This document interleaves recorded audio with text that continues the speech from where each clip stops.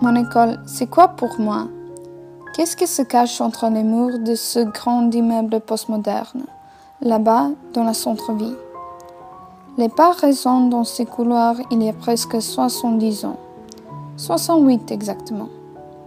Ce sont les pas fermes des professeurs avec des livres rouges dans la main. Parmi eux est aussi Juraj, le citoyen bien connu, parfois comme maître designer et parfois comme la bohème de la taverne. Pourtant, grâce à son œuvre, on ne va jamais oublier les autres personnes. Il convient également de mentionner Mikhailo Yevtich, par exemple, qui a réussi à rendre notre école ouverte pour tous les jeunes, les filles et les garçons.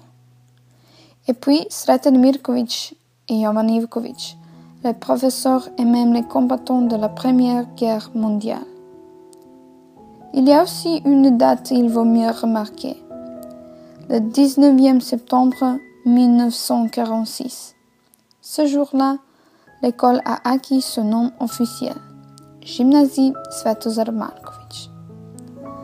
Alors, ce sont peut-être les pas des élèves dont les yeux étaient tellement remplis de colère, de sorte qu'ils ont organisé une grève juste pour supporter leurs copains, pour le protéger d'injustices politiques à la fin du 8e siècle.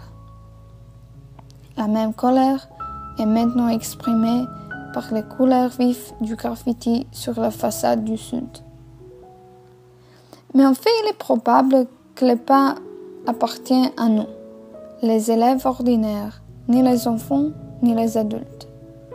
Nous restions au début à la croisée en regardant attentivement ce monde autour de nous, dont les formes vraies on vient de commencer à comprendre. Et nous avons choisi cette école en espérant qu'elle va nous aider. Ainsi, on est obligé de choisir l'un des 5 types de classes: linguistique, mathématiques, informatique, les classes sportives ou philologiques. On peut ainsi s'inscrire dans le parlement des étudiants ou dans le choral, si on est plus sensible peut-être. Finalement, l'objectif principal est de nous équiper du savoir qui doit servir de base pas seulement de nos vies professionnelles, mais en plus de base pour construire nos personnages.